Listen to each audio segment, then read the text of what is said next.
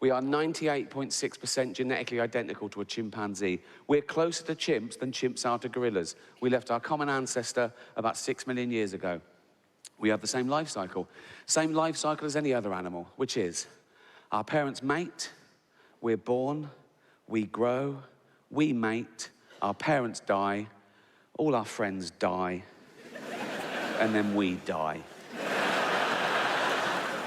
Now, my 7-year-old niece didn't like hearing that, right?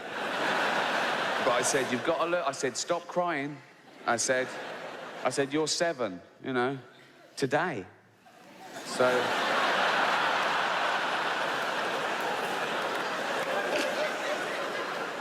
any more grisly and this party's cancelled. So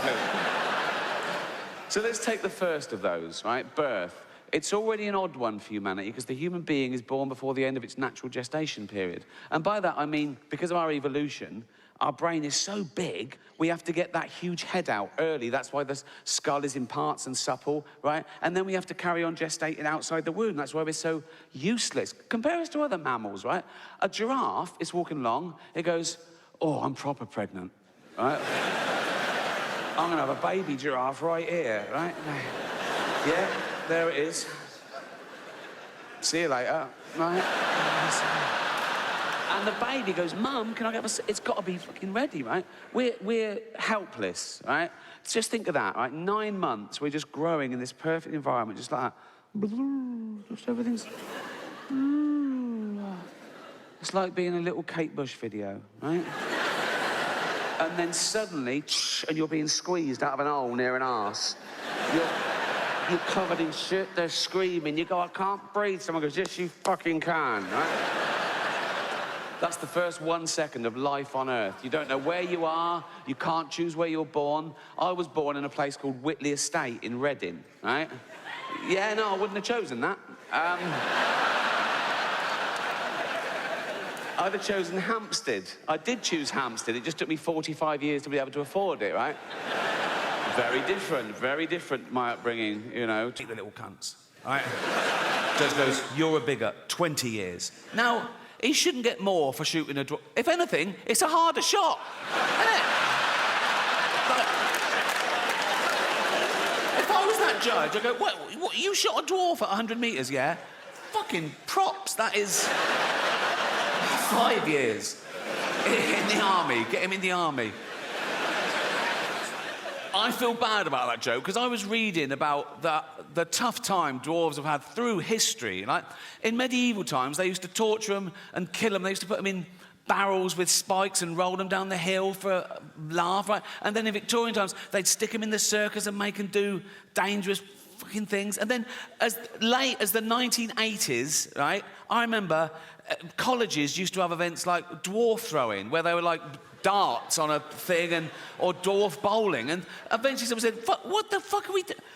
Can we stop making dwarves do shit for our entertainment? And it stopped. And now it's back. Now they're in the Special Olympics. Now they've got, yeah, they're going, let's race them. And yeah, let's throw them in the water and see if they can swim. They can. So,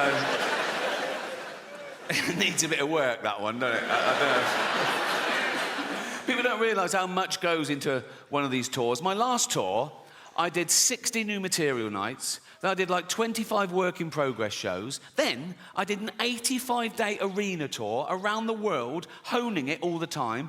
You know, it could be anything from global warming, the rise of the pandemic, you know, nuclear war, our own stupidity, basically. Because we are getting more stupid as a species, no doubt about that. You can now do a university degree course in Taylor Swift. How fucking low academically can you go? There's an institute in London called the School of Flower Arranging. I went past it, I couldn't believe it. School of Flower Arranging. I looked in, and there's people having lectures. Flower arranging. My mum used to pick flowers every day from the garden, cut flowers, put them in vases around the house. At no point did anyone come round and go, what unqualified cunt did these?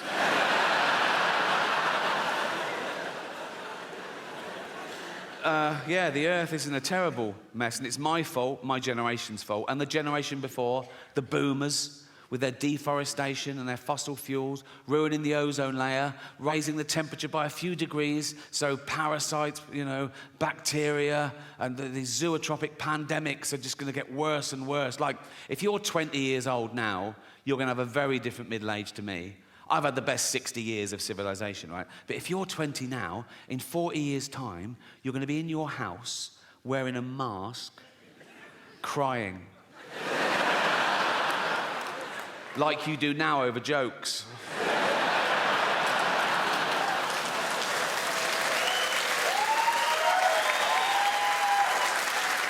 And I'm not going to be around to see that, but I am going to spend my entire fortune from now on private jets to make sure it definitely fucking happens. We're going to be the first generation that future generations are jealous of, right?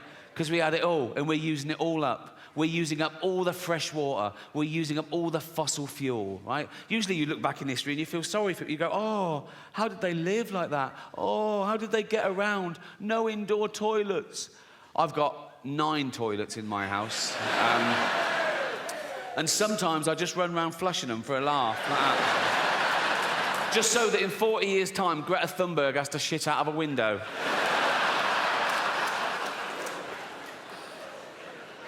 I've got 28 radiators. I always have them on full. Then I put the aircon on full, and it sort of settles at about 20 degrees. A lovely... It's how the cat likes it. She loves it at 20 degrees, and I spoil my cat. I love cats. I love having a cat. Think about it. Cats are great, but if you let them out, they bring home the most disgusting things. Last week, mine brought home a scouser with herpes.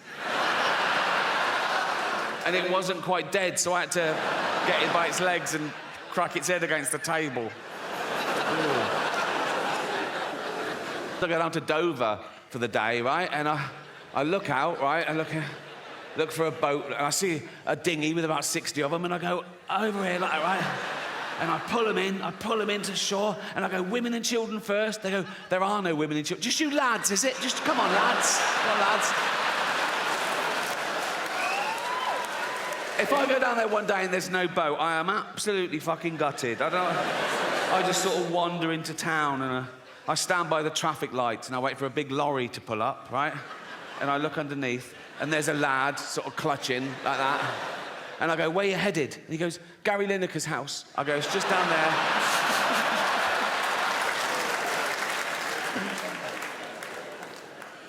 Yeah. Fuck borders. Fuck, we don't need borders, do we? Be like the Vikings. They didn't care about borders, did they? I've got a little bit of Viking blood in me. Well, we all have, because of all the raping they did. They say it was raping and pillaging, but I think it was mainly for the raping. I think they added the pillaging bit for the wives. I mean, they went down one day and went, right, we're off to Great Britain. Oh, why? Just a bit of pillaging. Just pillaging. Just pillaging, babe. All right. Why are you wearing your up? You should never punch down. You should never punch down. Sometimes you've got to punch down. Like, if you're beating up a disabled toddler. You know what I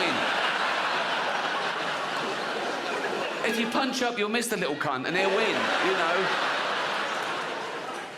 I like that joke because it highlights the difference between metaphorical punching down in jokes and actual punching down. But people nowadays want you to believe that words are actual violence, right? Now, you laughed at a joke about beating up a disabled toddler. No one got hurt. If I'd have actually dragged out a disabled toddler and started beating him up, you wouldn't laugh, right? That's why I dropped that bit. But these people are virtue signalling. They're trying to bring people down to raise their own status. And they say it's because, no, we're protecting minorities. Like, they're basically saying minorities haven't got a sense of humour, which is so patronising. And I get that as well, to what it's like to be outnumbered. In this country, we're still only 5% black, 5% Asian, 5% LGBTQ, you know, tiny numbers. Now, I'm a white, heterosexual multi-millionaire, right?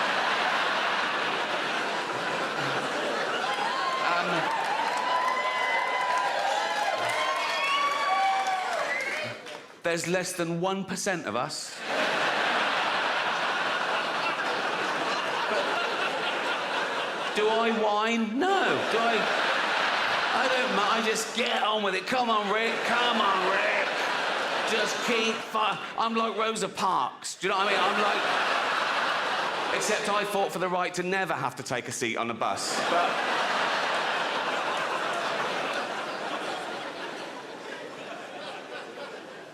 Just people complain about things they don't have to watch. It doesn't affect them, you know? And, again, everyone's got the right to be offended and complain, but they've got to know that we're not trying to offend. That's not our aim, you know? We're trying to make you laugh. We're trying to give you a good time. And, yeah, here's the deal, right? So I riff. If I say something tonight that's so offensive, so off that you've never heard anything so fucking off the charts in your life, right? Don't make a scene. Go to the box office after the show. They can't give you money back straight away, but there's a form you fill out with the complaint, and I take those away, and I shit on them. I don't know what it's like now, but in my day, my estate was really sort of rough and scary. It felt like wildlife. I was weak and vulnerable, right? And there was danger around every corner. The school I went to was on my street, and I ran there every day so I didn't get mugged or molested. And there weren't a lot of paedophiles in Reading, because the murderers had killed a lot of them, but there was still a couple, right? I moved to Hampstead. Oh, my God, there's no crime. I saw a knife once in Hampstead. It was a palette knife. Just a bloke just painting, oil painting, in the middle of the street, broad daylight. No one was gobbing on it or calling him Bender. It was weird, right? So, I know my life has changed drastically, but it wasn't always like that. And the reason I'm telling you this, as a famous person, you sort of read about yourself, you know, gossip and, you know, Twitter and everything. And one thing kept cropping up, even when I was preparing for this tour, people saying, oh, he's out of touch. He's so famous, he's rich, he's mega rich. I am. I could have this place burned down for a laugh.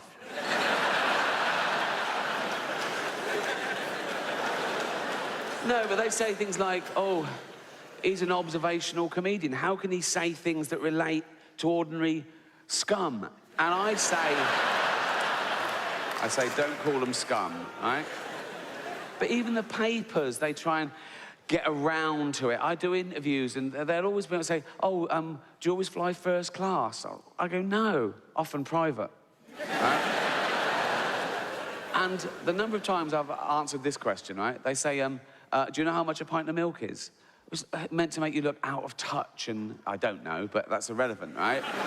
Next time a journalist asks me that, I'm going to say, I don't know, mate, but here's £1,000. Run and get me one, will you? Is that enough? Is that enough? Yeah.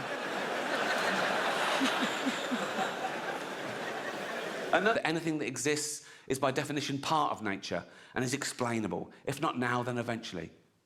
Also, supernature, because nature is super enough, you know? It's amazing that we're even here discussing it. We're the only species that allows the universe to understand itself, right?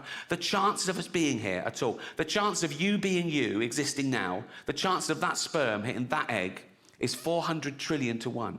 And I think life is like a holiday. We don't exist for 13.5 billion years. Then we have these 80, 90 years if we're lucky. Then we die, never to exist again.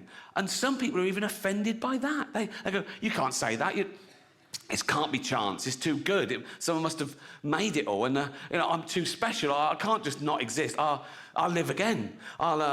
I'll go to heaven, I'll be with my friends and family, or I'll come back as a spirit and I'll walk amongst you, or I'll be reincarnated, I'll come back as someone else. That'd just be someone else. That's all that's happened. You're not involved. That is just someone else, right? Many people believe in reincarnation, of course. Some people even claim they remember who they were in a previous life. There's a society in America, of course, in California, of course, right? And they remember who they were in a previous life. And they're always someone pretty special in their previous life. Not so much in the life they've got now, right? But I saw a documentary about it, and every year they have a come as you were party, where they go dressed as the person they were in history. 2 Napoleons. So, at least one of them is fucking lying. No reincarnation. No ghosts. Have you seen all the ghost hunter shows? Oh my God, hundreds of ghost hunter shows, years and years. Celebrity ghost hunter, all around the world, thousands and thousands of hours of footage. They've never seen a fucking ghost. Not what? It's all like, oh, what was that? Was it that I was just the? No, not the. Oh, did you hear that? Was it just that? Was it you? Oh, no, no. Imagine if wildlife programmes were like that. Imagine watching David Attenborough all these years, and everybody goes, here, on Kilimanjaro, we see the... Oh, no, it's not.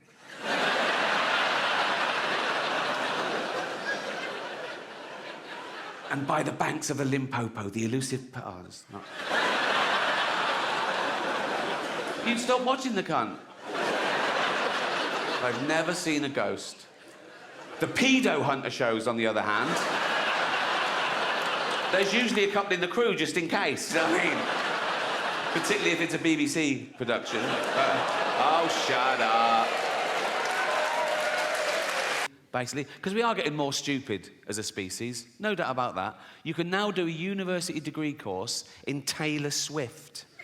How fucking low academically can you go? There's an institute in London called the School of Flower Arranging. I went past it, I couldn't believe it. School of Flower Arranging. I looked in, and there's people having lectures. Flower arranging. My mum used to pick flowers every day from the garden, cut flowers, put them in vases around the house. At no point did anyone come round and go, what unqualified cunt did these?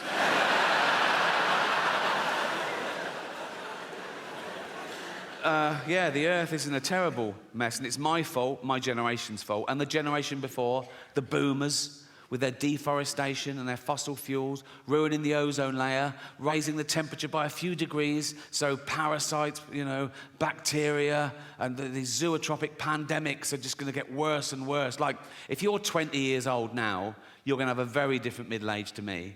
I've had the best 60 years of civilization, right? But if you're 20 now, in 40 years' time, you're going to be in your house, wearing a mask, crying. Like you do now over jokes.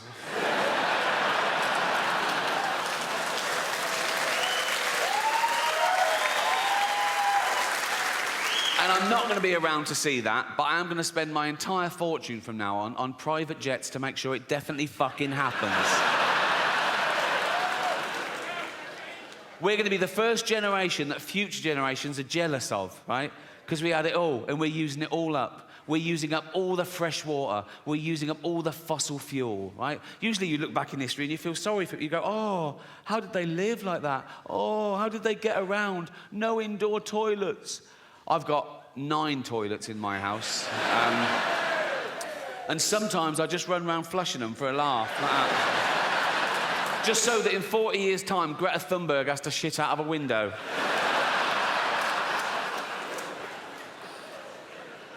I've got 28 radiators. I always have them on full. Then I put the aircon on full, and it sort of settles at about 20 degrees. A lovely... It's how the cat likes it. She loves it at 20 degrees, and I spoil my cat. I love cats. I love having a cat. Think about it. Cats are great, but if you let them out, they bring home the most disgusting things. Last week, mine brought home a scouser with herpes. And it wasn't quite dead, so I had to get it by its legs and crack its head against the table. Ooh. What's happened in the last fucking 10 seconds? What? The phone signal where I live in Hampstead is shit. I walk around the mansion going, can you hear me now?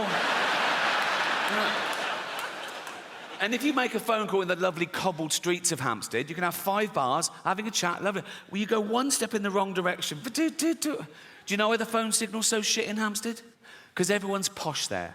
And no one wants one of those pylons in their garden because they look shit and give you cancer. But I've said to the council, let's find a blind person who's already got cancer. Put it in their garden. Don't even fucking tell them. Don't even...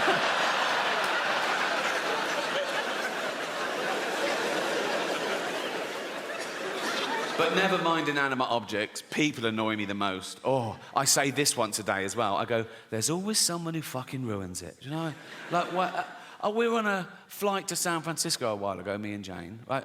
We took off, right? First class, seatbelt signs, ding, drinks are served, lovely. Then this woman, about 2 rows back, she gets out her laptop, she starts banging out something really important. She's wearing fucking bangles. They're like smashing it was driving me, it sounded like fucking Morris dancing, right? It was driving, but I know it's not illegal, you know, I can't go over bangle police, so I just have to suffer in silence and hope we crash. That is how I get over things now. If someone's really annoyed me, I just sort of stare at them and I just imagine us both dead one day. And it's sort of, like here I was thinking, oh, imagine the pilot going, oh, we're going down, the plane is going down, right, we're going to die. And I look over and I'm just going, ah, and I go, and then the plane just smashes into a mountain and we're all fucking burnt. But I live 1 second long enough just to look over and see her totally fucked. Whatever gets you through, you know. So we got to San Francisco and we went on a little day trip. We went to this place called Sausalito, this lovely little harbour town. We were walking around sightseeing, but about 11 a.m, because of the jet lag, we were starving. We thought, oh, we need lunch. So we found this restaurant that was open at 11 a.m, empty, of course, which is my idea of a perfect restaurant, empty, right? We sat by the window. We were looking out over the bay. There was a sea lion bobbing round, a pelican landed. The waiter brings our food. Then suddenly, in all that peace and perfection, out of the kitchen doors comes a busboy. And he just stands in this empty restaurant and he goes,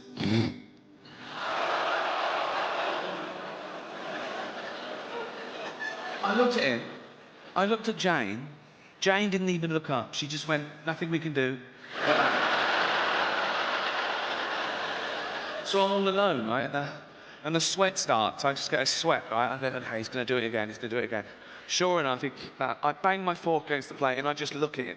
And Jane goes, he doesn't know why you're staring at him. I go, I want him to know. I want to go, you okay? I go, not really. You know, you keep doing that, right? Jane goes, for heaven's sake, he's a busboy. He's at work. Let's just eat and go. So a meal ruined, right? And I wasn't allowed to do anything, right? So this is how I got through the last 10 minutes of that meal. It's absolutely true, right? I mean, every time he went, I went, cunt!